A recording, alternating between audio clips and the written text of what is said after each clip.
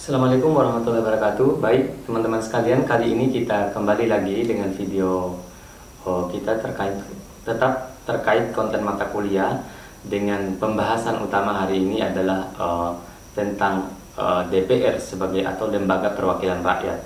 Tapi lembaga perwakilan rakyat yang secara umum yang dibahas ini adalah DPR. Teman-teman sekalian, tentu dalam sejarahnya DPR kita sebenarnya adalah DPR yang dari KNIP, Komite Nasional Indonesia Pusat dulu, yang oleh Presiden itu dibentuk pada tanggal 29 Agustus, sekitar 12 hari setelah proklamasi kemerdekaan. Nah, inilah yang merupakan atau yang menjadi cikal bakal dari kelembagaan DPR di dalam konteks ketatanegaraan kita. Pada pimpinan pertama saat itu tentu ada ketua itu Mr. Kasman Singodimedjo, lalu ada wakil ketua 1, ada wakil ketua 2 itu Latu Harahari, wakil ketua 3 itu ada Malik. Tapi kita tahu bahwa sejarah DPR kita ini sebenarnya kan sejarahnya dari Volksraad ya. Volksraad ini adalah bentukan Belanda dulu, sekitar tahun 1916 itu periode ini merupakan periode di mana Volksraad ini mulai dibentuk. Volksraad ini adalah parlemen ya, dewan rakyat yang dibentuk oleh Belanda. Nah, pembentukan ini penetapan pertama itu sebenarnya ya kalau berdasarkan konstitusi yang dibuat oleh Belanda pada tanggal 18 Mei itu Gubernur Jenderal atas nama Raja gitu ya, di atas nama pemerintah Hindia Belanda melantik anggota Volksraad ini.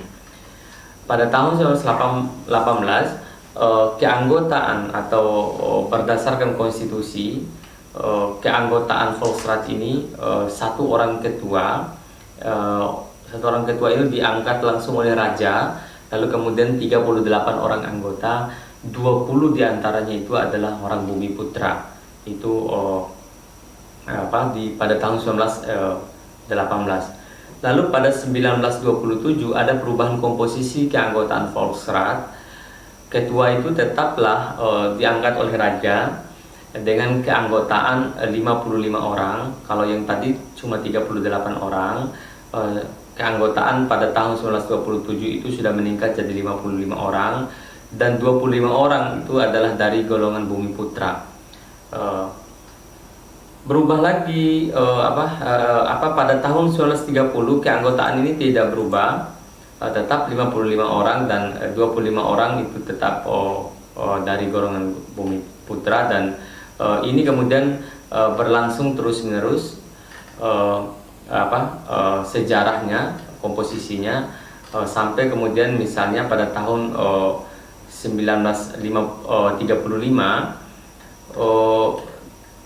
terjadi perundingan gitu ya, terjadi gerakan semacam penolakan dari perundingan dari beberapa tokoh seperti Husni Tamrin misalnya.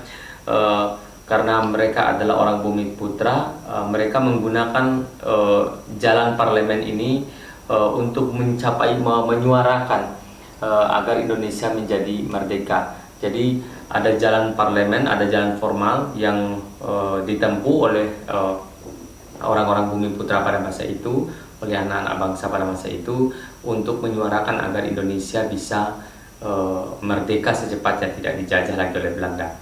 Nah, maka ada usul misalnya ada semacam petisi juga yang dibuat pada tahun 1935 itu, ada namanya petisi Sutarjo, yang berisi permohonan kepada pemerintah Belanda agar diadakan pembicaraan atau perundingan begitu mengenai nasib Indonesia, apakah semacam dimerdekakan atau kira-kira seperti itu, sehingga keinginan adanya parlemen itu, parlemen yang sesungguhnya yang diisi oleh orang-orang di Indonesia seutuhnya, itu menjadi harapan pada masa itu. teman-teman sekalian. Tapi kan pada akhirnya kita tahu bahwa Perang Dunia Kedua itu terjadi, sehingga pada tahun 1941 pecahnya Perang Dunia Kedua itu, anggota parlemen atau anggota Volksraad dari pribumi itu mengusulkan, atau secara keseluruhan anggota-anggota Volksraad ini mengusulkan agar dibentuk milisi pribumi untuk membantu pemerintah menghadapi musuh dari luar. Kemudian ini ditolak. Kemudian Jepang akhirnya melancarkan serangan ke Asia, dan kemudian posisi tidak lama kemudian posisi Belanda digantikan oleh Jepang gitu ya. Kalau kita lihat pada tahun 1942 akhirnya Jepang berhasil masuk melalui Tarakan, mendarat di Tarakan, dan Belanda tidak mampu melawan Jepang. Akhirnya pada tahun 1942 Belanda itu mengakhiri masa penjajahannya. Teman-teman sekalian, karena berakhirnya masa penjajahan Belanda, maka Volksraad ini tidak diakui oleh pemerintah Dai Nippon, pemerintah Jepang, sehingga tidak ada lagi Volksraad gitu, kira-kira gitu ya. Nah, tetapi pada tahun 1943 ini dimulai gerakan-gerakan kemerdekaan, upaya-upaya yang dilakukan gitu, karena rakyat Indonesia menyambut kedatangan tentara Jepang ini, karena dianggap sebagai saudara tua, karena merupakan serumpun Asia, kira-kira begitu, sehingga kekuatan Jepang, hegemoni Jepang juga menjadi kuat karena didukung oleh milisi-milisi pribumi. Teman-teman sekalian, akhirnya oleh Jepang membentuk semacam badan perwakilan yang bertugas menjawab pertanyaan Saikoshikikan, namanya itu semacam penguasa militer tertinggi, mengenai hal-hal yang terkait dengan perang di Asia Timur Raya. Itu pada tahun 1945 tanggal 14 Agustus kan kita tahu bom atom diledakkan di Hiroshima dan Nagasaki. Lalu kemudian Jepang akhirnya Amerika Serikat dan Uni Soviet menyatakan perang begitu ya, dengan Jepang, terhadap Jepang, sehingga Jepang kalah dalam waktu singkat, dan proklamasi kemudian dilakukan, kira-kira begitu. Nah, ya sejarah-sejarah berpanjang. Kemudian kita tahu kemudian akhirnya setelah proklamasi 17 Agustus lalu periode KNIP itu dimulai, Komite Nasional Indonesia Pusat, yang merupakan cikal bakal kelembagaan DPR pertama dalam sejarah Indonesia. Yang sidang pertama mereka kan kalau dilihat ketentuan peralihan Undang-Undang Dasar itu, KNIP itu beranggota saat itu adalah sekitar 137 orang. Ini diakui sebagai cikal bakal bagi kelembagaan DPR di dalam konstitusi atau di dalam sejarah ketatanegaraan Indonesia. Dan tanggal pembentukan KIP itu resmi menjadi hari lahirnya DPR ya, hari lahirnya DPR. Teman-teman sekalian, pergolakan juga tidak berhenti setelah proklamasi terjadi, lalu pemilu dan seterusnya tidak jadi dilaksanakan, sehingga kalau kita lihat sejarah pembentukan ketatanegaraan Indonesia menjadi panjang begitu ya. Nah, kalau kita lihat misalnya sejarah parlemen kita, periode KNIP ini kan berlangsung hanya 1945 sampai 1949. Lalu kan muncul 1949 sampai 1950 itu periode masa RIS, Republik Indonesia Syarikat. Nah, pada masa ini kan kita tahu RIS itu ada dua kamar majelis kita, yakni Senat yang terdiri atas 32 orang dan anggota Senat ya, yang satunya adalah DPR yang keanggotaannya berjumlah 146 orang. Dari 146 orang anggota DPR ini 49 orangnya itu perwakilan dari Jogja, karena RIS dan negara bagian maksudnya. Teman-teman sekalian, di hak yang dimiliki oleh DPR di bawah konstitusi RIS adalah hak budgeting, hak inisiatif dan amandemen, serta wewenang untuk menyusun rancangan RUU atau RUU bersama pemerintah. Selain itu, DPR juga punya hak bertanya, hak interpelasi dan hak angket, namun tidak memiliki hak untuk menjatuhkan kabinet. Itu hak-hak DPR yang diatur di dalam konstitusi RIS. Mereka anggota DPR pada masa konstitusi RIS ini atau anggota parlemen pada masa konstitusi RIS ini berhasil menyelesaikan 7 undang-undang, dan 7 undang-undang ini menjadi produk legislasi yang dihasilkan oleh DPR di bawah konstitusi RIS. Salah satunya itu misalnya adalah Undang-Undang 7 tahun 1950 tentang perubahan konstitusi sementara RIS itu menjadi UUDS.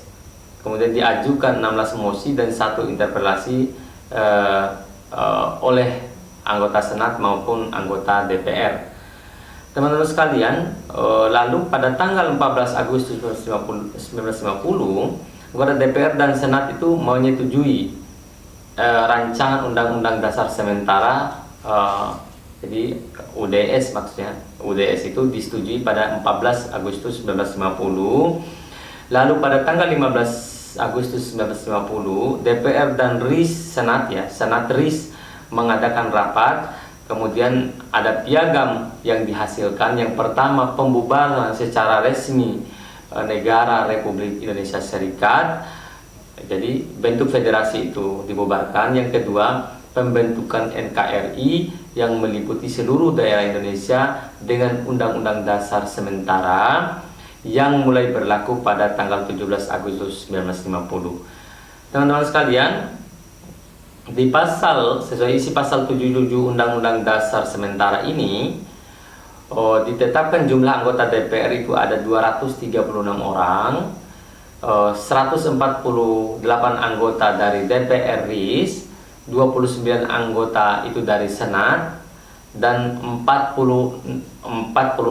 anggota itu dari Badan Pekerja Komite Nasional Pusat, dan 13 anggota dari Yogyakarta. Jadi itu jumlah secara keseluruhan. Nah, lalu kan akhirnya sejarahnya terjadi pemilu ya. Pemilu tahun 1955. Pemilu itu menghasilkan juga 2 kamar. Anggota DPR menghasilkan 2 semacam lembaga perwakilan. 1 anggota DPR, yang kedua Dewan Konstituante yang menyusun Undang-Undang Dasar untuk menggantikan Undang-Undang Dasar yang sudah ditetapkan pada tanggal 17 Agustus 1945. Pemilu 1955 ini dianggap pemilu yang paling sukses dan berhasil di dalam demokrasi Indonesia, dan itu dicatat sebagai sejarah pemilu yang sangat demokratis, pemilu yang liberal, dan diikuti oleh puluhan partai, dan mereka bisa menjaga harmoni, tidak terjadi semacam keributan-keributan. Meskipun demikian, hasil pemilu tahun 1955 ini oleh Soekarno, karena dianggap ada keadaan bahaya, maka keluarlah dekret Presiden 5 Juli tahun 1959 yang membubarkan Dewan Konstituante, membubarkan DPR, lalu mengembalikan Undang-Undang Dasar 1945. Nah, dari sinilah teman-teman sekalian, dari sini dekret presiden inilah yang mengembalikan gitu ya, yang mengembalikan Undang-Undang Dasar 1945 ini, yang menjadi dasar bagi penyelenggaraan negara, penyelenggaraan pemerintahan, dan kedudukan posisi DPR di dalam konstitusi sejak 1959 sampai tahun 1998 gitu ya, yang itu yang dipakai. Nah, setelah dekret, jumlah anggota DPR itu sebanyak 262 orang diaktifkan kembali setelah mengangkat sumpah. Dalam DPR itu terdapat 19 fraksi yang didominasi oleh PNI, Masumi, NU, dan PKI. Teman-teman sekalian, dengan Perpres nomor 3 tahun 1960, Presiden membubarkan DPR karena DPR hanya menyetujui 36 miliar APBN dari 44 miliar yang diajukan oleh Presiden. Jadi Presiden mengajukan anggaran 44 miliar, tapi DPR menyetujui hanya 36 miliar. Nah, Presiden kemudian mengeluarkan penetapan Presiden nomor 4 tahun 1960 yang isinya mengatur susunan DPR gotong royong. Jadi dia bekukan DPR hasil pemilu, dia bentuk DPR yang menurut selera Presiden pada masa itu. Teman-teman sekalian, DPR gotong royong ini jumlahnya 283. Kalau yang tadi itu hanya 262. Semua anggota DPR diangkat oleh Presiden. Bayangkan, semua anggota DPR gotong royong diangkat oleh Presiden melalui Kepres nomor 156 tahun 1960. Salah satu kewajiban pimpinan DPR gotong royong adalah memberikan laporan kepada Presiden pada waktu-waktu tertentu, karena istilahnya apa ya, sesuai keadaan saat itu, kalau kita lihat ya menyimpang dari ketentuan Undang-Undang Dasar, karena jelas bahwa DPR itu adalah merupakan kekuasaan legislatif yang merupakan cabang tersendiri, bukan yang merupakan stempel atau lip service bagi kekuasaan eksekutif. Karena itu teman-teman sekalian, mulai tahun 1960 hingga tahun 1965, DPR gotong royong ini berhasil menghasilkan 117 undang-undang dan 26 usul pernyataan pendapat yang dilakukan oleh mereka. Nah, lalu teman-teman sekalian, DPR gotong royong ini kan kita tahu kudeta PKI 1965, G30 SPKI, lalu Partai Komunis itu dibubarkan. DPR gotong royong ini melakukan ya memurnikan kira-kira begitu ya, karena terjadi konflik politik, jadi kita tidak bahas konflik politiknya, dan melakukan pembekuan sementara terhadap 62 orang anggota DPR gotong royong yang berbau PKI dengan ormas-ormasnya. Jadi dibersihkan. Masa kerja DPR gotong royong tanpa PKI itu 1 tahun. Sepanjang DPR gotong royong tanpa PKI ada 4 kali perubahan komposisi pada saat itu, yakni perubahan pertama itu periode 15 November 1965 sampai 26 Februari 1966. Periode kedua itu adalah 26 Februari 1966 sampai 2 Mei 1966. Lalu periode ketiga itu adalah periode 2 Mei 1966 sampai 16 Mei 1966. Periode keempat itu periode perubahan komposisi pimpinan, itu adalah periode 17 Mei 1966 sampai 19 November 1966. Nah, teman-teman sekalian, secara hukum kedudukan pimpinan DPR gotong royong masih berstatus sebagai pembantu presiden pada saat itu, karena peraturan Presiden nomor 32 tahun 1964 itu belum dicabut, dan posisi DPR masih di bawah kendali kendali Presiden. Nah, oleh karena situasi transisi, jelas sekali bahwa keberadaan atau eksistensi anggota DPR gotong royong ini sangat tidak sesuai dengan konstitusi. Jadi DPR gotong royong membuat keputusan membentuk 2 panitia, yaitu panitia politik yang berfungsi mengikuti perkembangan dalam berbagai masalah bidang politik. Satu, yang kedua itu adalah panitia ekonomi, keuangan dan pembangunan yang bertugas memonitor situasi ekonomi dan keuangan serta membuat konsepsi tentang pokok-pokok pemikiran ke arah bagaimana cara memecahkan masalah-masalah ekonomi yang timbul. Teman-teman sekalian, di masa Orde Baru menggunakan Undang-Undang Dasar 1945. Nah, kalau kita lihat ya, berdasarkan ketetapan MPRS nomor 20 nomor XX garing MPRS 1966 itu yang kemudian dikukuhkan menjadi Undang-Undang nomor 10 tahun 1966, DPR gotong royong masa Orde Baru itu memulai kerjanya dengan menyesuaikan diri. Jadi ada dipisahkan kinerja dan tugas dan wewenangnya dari Orde Lama, katakanlah, ke Orde Baru. Jadi kedudukan tugas dan wewenang DPR gotong royong dari tahun 1966 sampai memasuki pemilu 1971 itu yang pertama adalah bersama-sama dengan pemerintah membentuk undang-undang itu sesuai dengan pasal 5 ayat 1, pasal 20, pasal 21 ayat 1 dan pasal 22 Undang-Undang Dasar 1945. Yang kedua, bersama-sama dengan pemerintah menetapkan APBN sesuai pasal 23 ayat 1 Undang-Undang Dasar. Lalu yang ketiga itu adalah melakukan pengawasan atas tindakan pemerintah sesuai Undang-Undang Dasar 1945 dan sesuai dengan tugas-tugas dan fungsi controlling DPR. Teman-teman sekalian, sepanjang Orde Baru ini DPR pada akhirnya 6 kali pemilu dari 1971 sampai pemilu 1997 itu adalah pemilu di bawah kendali Orde Baru yang secara keseluruhan pemilu itu akhirnya di tengah jalan dikendalikan juga oleh kekuatan pemerintahan otoriter.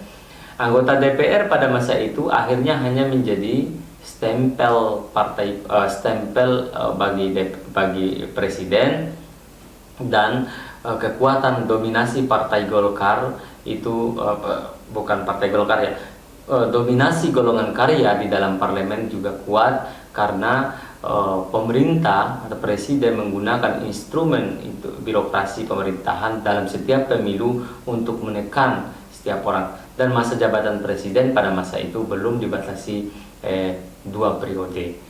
Jadi presiden dapat dipilih berkali-kali dan pemilihan itu dilakukan oleh Majelis Permusyawaratan Rakyat. Isi Majelis Permusyawaratan Rakyat itu adalah anggota DPR yang jumlah mayoritasnya itu adalah Partai Golkar, golongan karya, utusan golongan yang ditunjuk oleh presiden juga utusan daerah.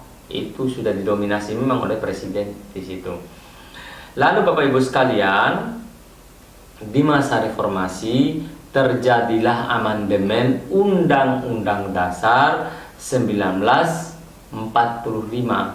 Amandemen inilah yang melahirkan DPR yang kita kenal sekarang. Teman-teman sekalian, DPR di dalam Undang-Undang Dasar 1945 pasca amandemen itu diatur di pasal 20 yang menyebutkan DPR memegang kekuasaan membentuk undang-undang. Istilah DPR membentuk kekuasaan undang-undang ini bermakna bahwa kekuasaan legislasi itu memang sepenuhnya di tangan DPR, tapi Undang-Undang Dasar kita itu bersama-sama dengan Presiden. Ini menunjukkan bahwa ada kekuasaan, ada kuasa legislasi juga di Presiden kalau dengan demikian gitu ya. Nah, teman-teman sekalian, keanggotaan DPR ini dari mana? Keanggotaan DPR itu adalah dipilih melalui pemilu yang dilakukan secara berkala. Pemilu ini dilakukan 5 tahun sekali. Keanggotaan DPR itu adalah merupakan wakil dari dapil-dapil yang ditetapkan, wakil dari dapil yang memenangkan suara sesuai ambang batas di dalam pemilu yang dilakukan secara luber dan jurdil. Apa saja fungsi, wewenang dan hak wewenang DPR dan anggota DPR di dalam konteks Undang-Undang Dasar pasca amandemen? Yang pertama, DPR itu memiliki fungsi legislasi, fungsi anggaran, dan fungsi pengawasan. Fungsi legislasi ini adalah fungsi pembuatan undang-undang atau fungsi penyusunan undang-undang yang dilakukan secara bersama-sama dengan pemerintah.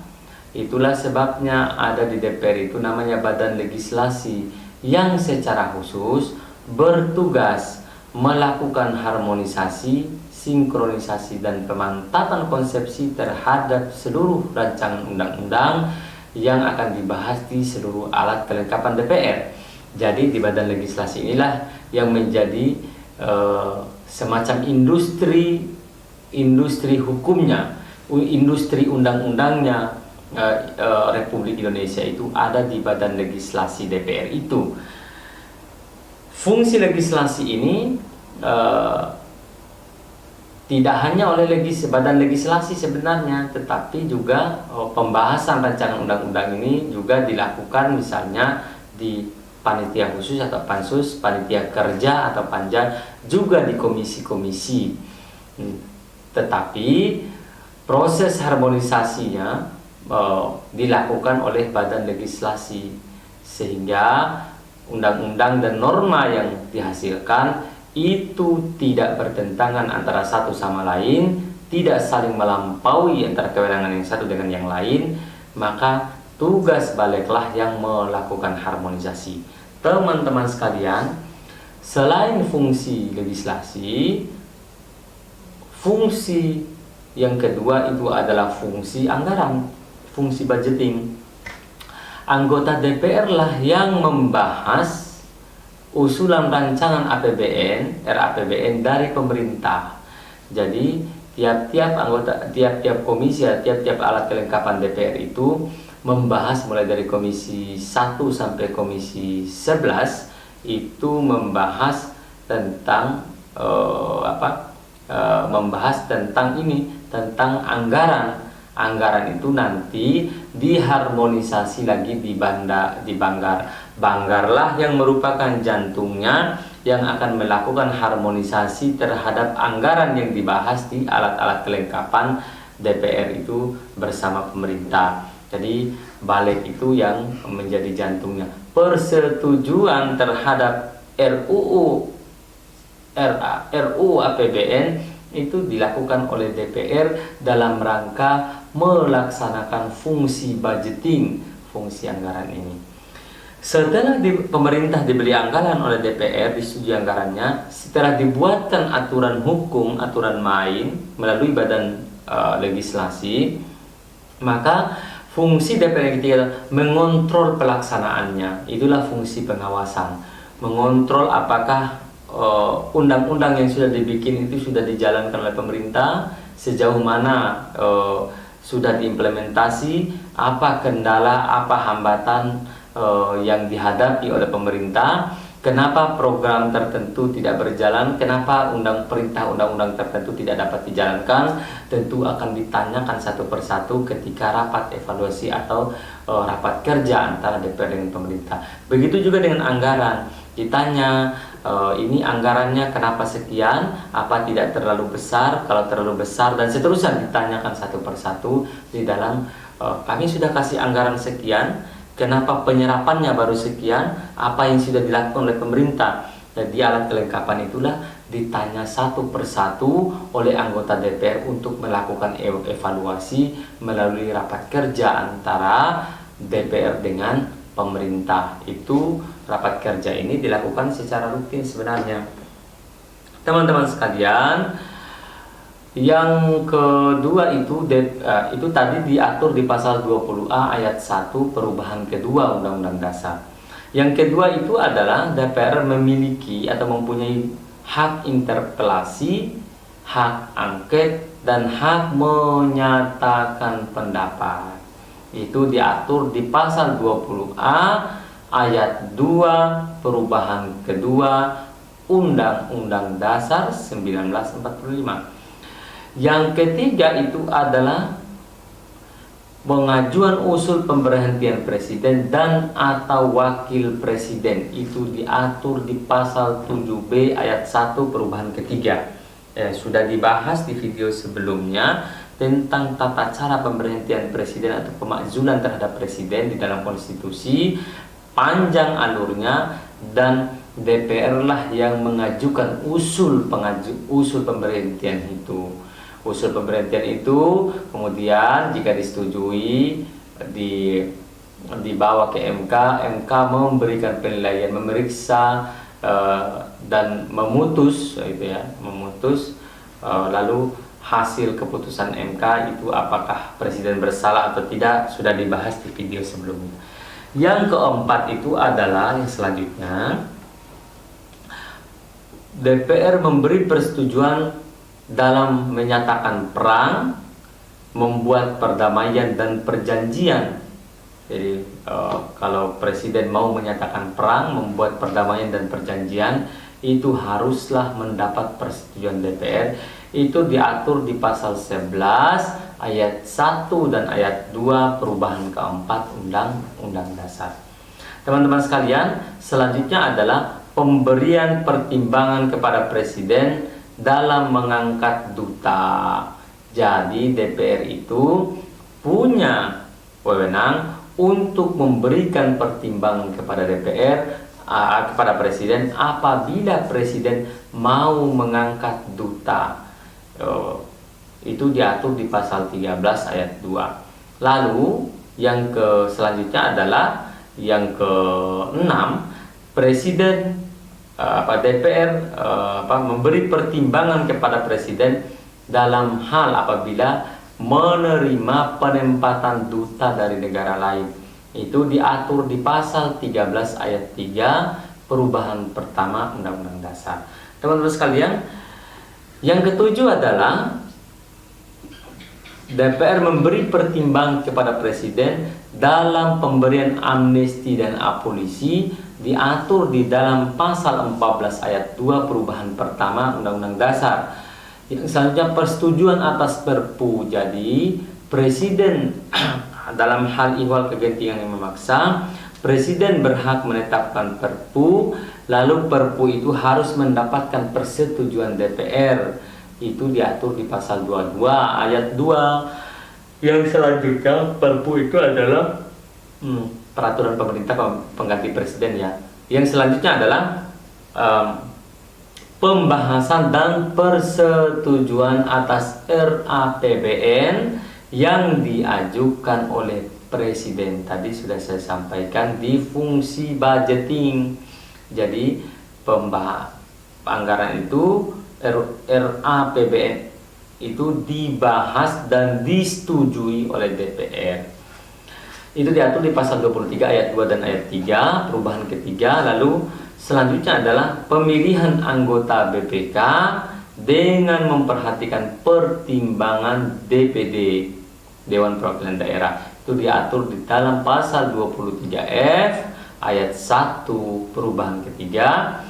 Lalu yang selanjutnya adalah memberikan persetujuan terhadap calon hakim agung yang diusulkan oleh Komisi Yudisial. Itu diatur dalam pasal 24A ayat 3 perubahan ketiga, bahwa calon hakim agung itu diusulkan oleh Komisi Yudisial, lalu Komisi Yudisial setelah menseleksi mengajukan kepada DPR untuk dipilih atau disetujui oleh DPR.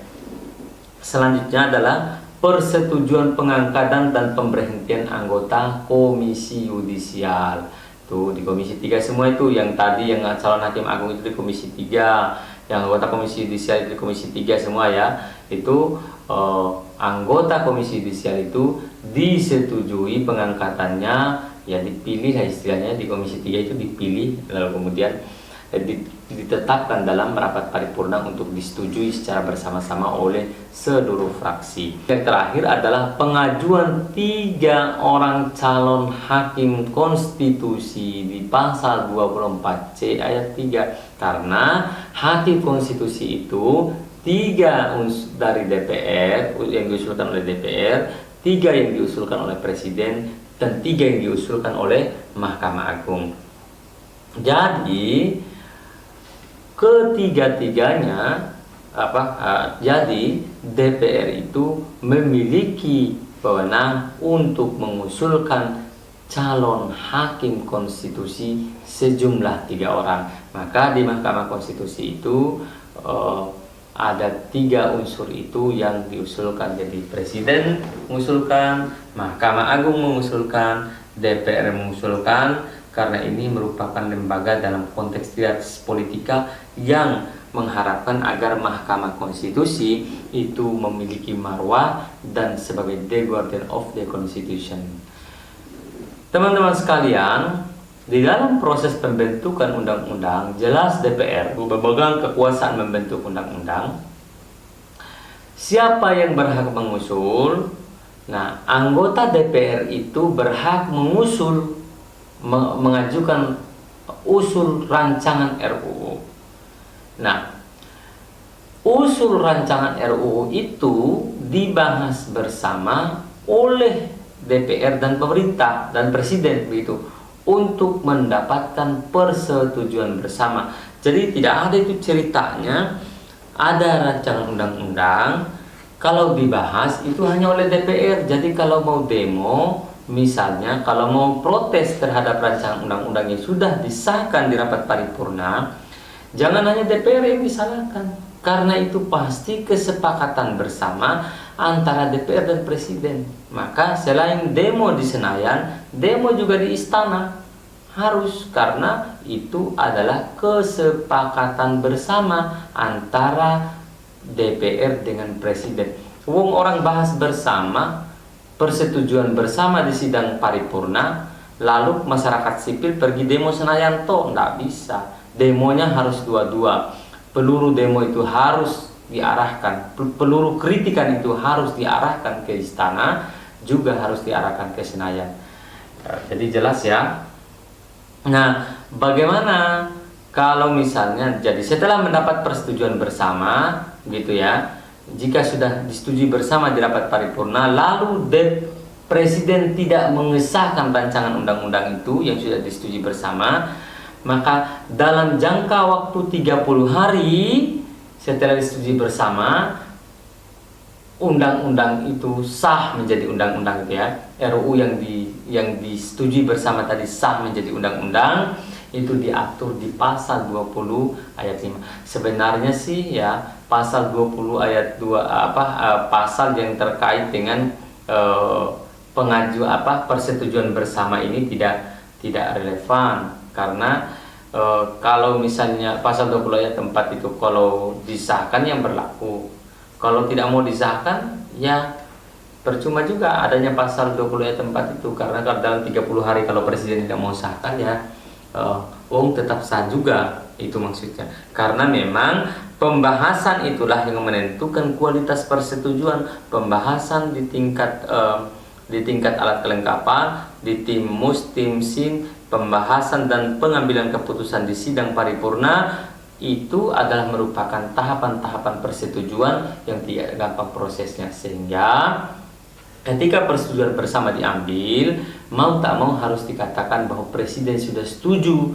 Cuma kadang-kadang tidak tahu apa alasan administratifnya, sehingga ada bunyi pasal 20 ayat 4 itu, atau pasal 20 ayat 5 misalnya. 20 ayat 4 itu ditutup oleh 20 ayat 5.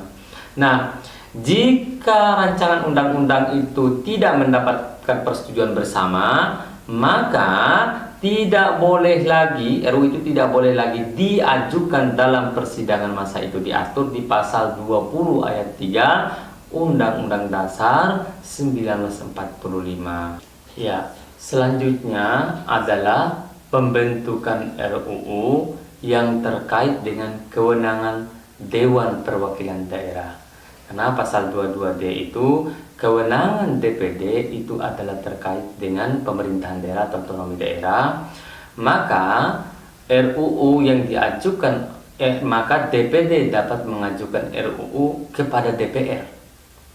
Jadi posisi DPD secara kelembagaan ini dalam proses pengajuan RUU sebenarnya sama dengan posisi satu anggota DPR. Karena anggota DPR dapat mengajukan RUU, DPD dapat mengajukan RUU. DPD itu disebut bukan anggota DPD, Bapak Ibu sekalian, tetapi DPD secara kelembagaan. Sehingga posisi DPD secara kelembagaan yang berjumlah 130 sekian orang itu dengan satu orang anggota DPR posisinya sama ketika mengajukan suatu rancangan undang-undang. Nah, Bapak Ibu sekalian, di pasal 22D ayat 1 perubahan ketiga disebutkan bahwa DPD dapat mengajukan RUU yang sesuai dengan kewenangannya.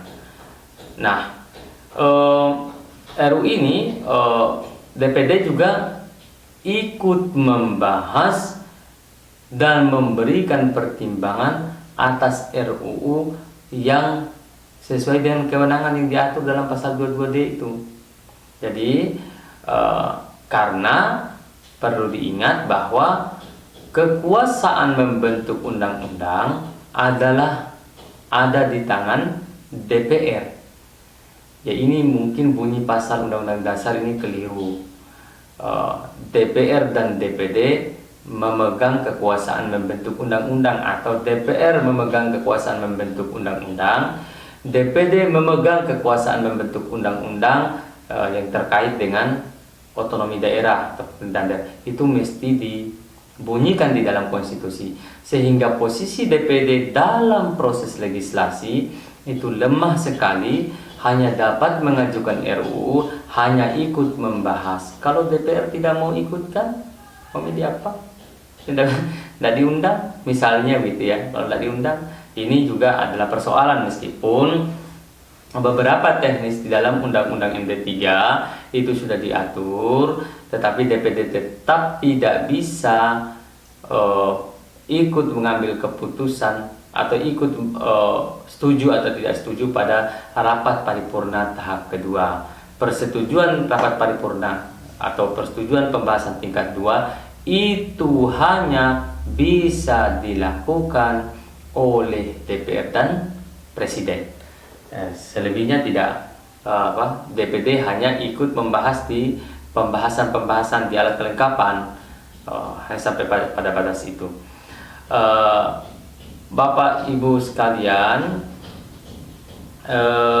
ini ya memang agak lemah posisi DPD di dalam proses pengajuan RUU ini, sehingga banyak yang mengharapkan agar kewenangan DPD dalam proses legislasi diperkuat, jadi menjadi second kamar gitu, menjadi kamar kedua yang memang memiliki kewenangan legislasi, karena ini terkait dengan jantungnya fungsi parlemen itu adalah di kewenangan legislasinya, pembuatan undang-undang, dan ini tidak dimiliki oleh Dewan Perwakilan Daerah. Teman-teman sekalian, statusnya sama karena RUU ini dibahas oleh DPR dan Presiden. Yang menyetujui secara bersama itu adalah kedua institusi ini, lembaga kepresidenan dan lembaga DPR, dan DPD hanya berhenti pada ikut membahas saja di dalam rapat-rapat di alat kelengkapan DPR. Persetujuan terhadap RUU untuk menjadi undang-undang tidak dapat dilakukan oleh DPD karena konstitusi Undang-Undang Dasar 1945 tidak memberi kewenangan itu kepada DPD. Mungkin itu dulu untuk segmen materi tentang Dewan Perwakilan Rakyat. Nanti minggu depan mungkin kita akan masuk lagi di beberapa lembaga negara yang lain. Terima kasih teman-teman sekalian. Tak akhiri, jangan lupa ya, like, share, dan subscribe. Billahi fi sabilillah, fastabiqul khairat. Wassalamualaikum warahmatullahi wabarakatuh.